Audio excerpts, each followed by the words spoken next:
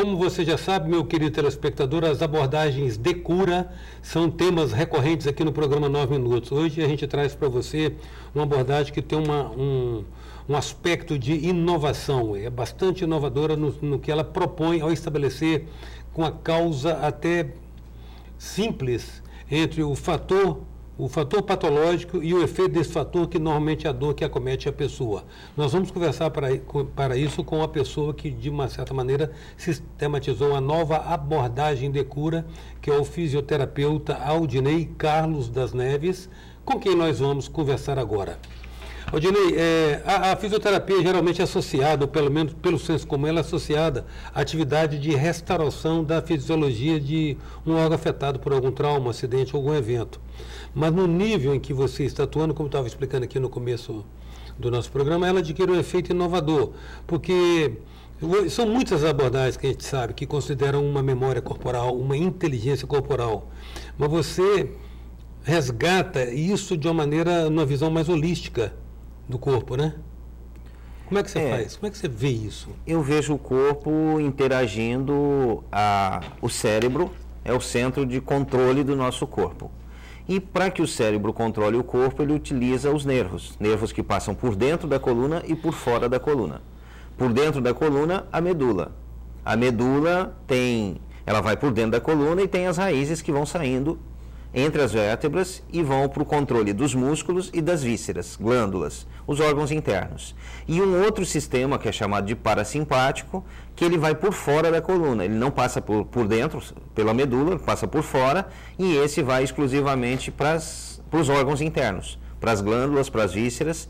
Então, são dois sistemas de controle. Se a pessoa tem um trauma na coluna, ela perde o movimento dos braços, das pernas, mas continua viva. Se esse sistema fosse só por dentro da coluna, na medula, o trauma na coluna poderia paralisar o corpo todo. Há uma situação em que a pessoa produz pelo hábito, pela postura inadequada, ou por efeito natural de degeneração da coluna, em que há uma inflamação que se torna crônica? Sim, são os hábitos que levam aos problemas. As preocupações, as tensões. Basta a pessoa pensar num problema que ela se retrai. E essa retração é dos nervos, que vai gerar estímulos ao músculo, o músculo vai contrair, aproximar os ossos e desencadear uma série de outros problemas. E vai determinando um outro padrão postural também para a pessoa. Sim. E também o fato da pessoa usar mais uma das mãos, eu uso mais a mão direita. Mas como eu faço os exercícios, os alongamentos, eu procuro deixar as duas mãos em atividade.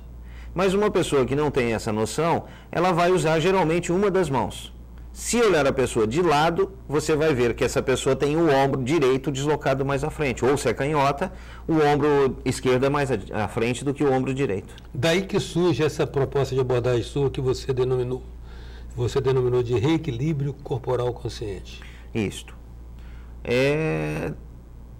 Através de exercícios, através de terapia manual, a estimulação do sistema nervoso, que faz essa comunicação entre cérebro e corpo, e a partir do momento que o nervo é estimulado, ele reage ao estímulo e passa a se normalizar na condução dos estímulos. A comunicação entre o cérebro e o corpo vai acontecer de forma mais livre. O estímulo passa livremente. Agora a função dos músculos. Os músculos também não têm uma função, de uma certa maneira, de erguer e manter a coluna, na medida que parece que a degeneração da coluna é inevitável? A partir do momento que a própria coluna comprime o nervo que vai para o músculo, e esse nervo começa a funcionar de forma errada ou ser bloqueado, vai alterar o controle muscular e vai enfraquecer a musculatura.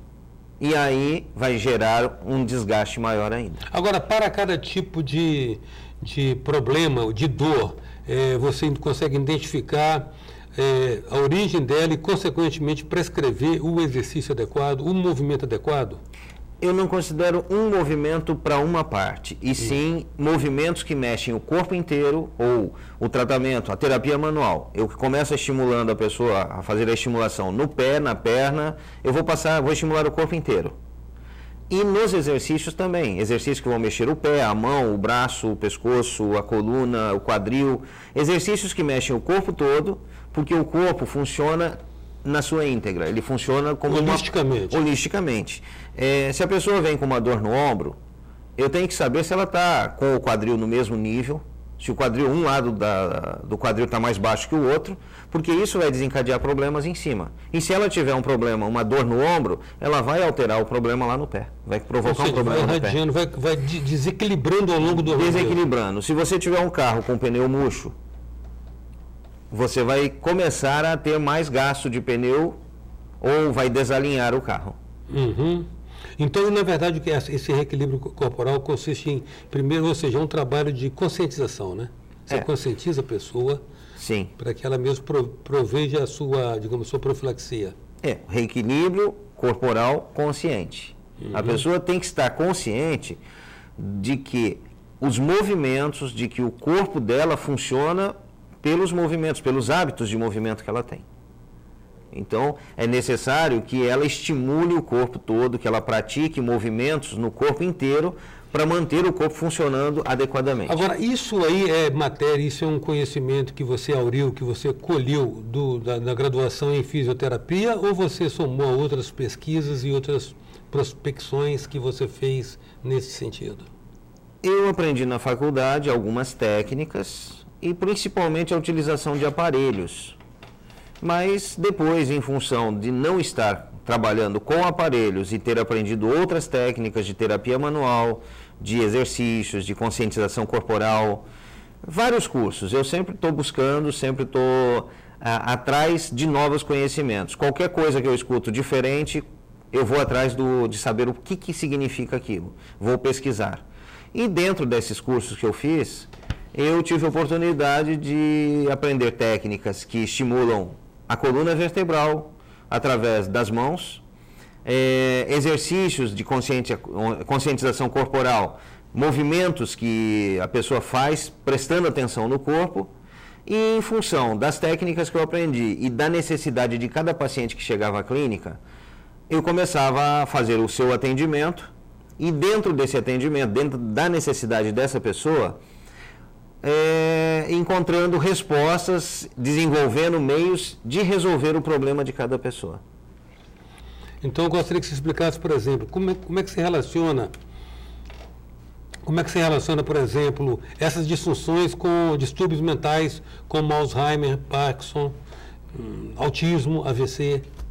Bom, vamos começar pelo autismo. O autismo, ele é o que se diz, ele vive no mundo dele. O cérebro dele fica isolado do planeta.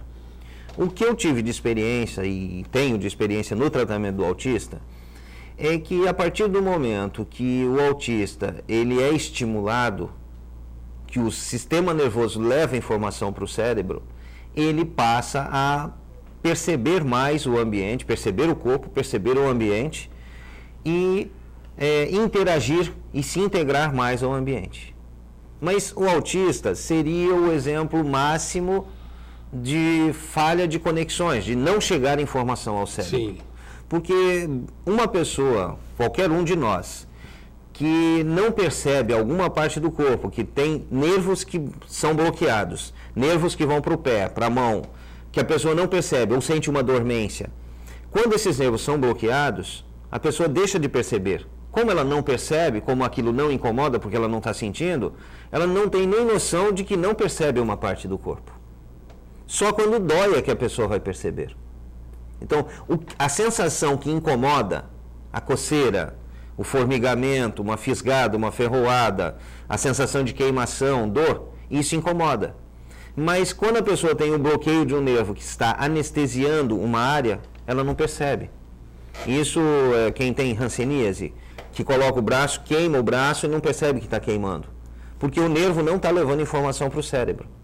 Nós, dentro do trabalho na clínica, eu recebo pacientes que eu estimulo o corpo, eu aperto várias partes do corpo, a pessoa não percebe que eu estou apertando. Então são pessoas que têm baixa percepção, têm uma lentidão do nervo em levar informação para o cérebro. Ou seja, uma disfunção nervosa aí. Uma disfunção, exato, do sistema que comunica. Você vai intervir tentando restabelecer digamos, a fluidez daquele circuito. Exato. No caso do Alzheimer, que é uma coisa que está cada dia mais precoce, pessoas estão esquecendo as coisas. Eu considero que o pescoço, sendo a área de ligação cérebro-corpo, todos os nervos que saem do cérebro passam pelo pescoço. Todos os movimentos de braço, levar comida à boca, pentear o cabelo, escovar os dentes, dirigir, colocar uma roupa, tudo que é feito levantando o braço contrai o pescoço, contrai essa musculatura do pescoço e vai contrair o ombro para cima e puxar a cabeça para baixo. Vai causar compressão dos nervos que levam informação para o cérebro.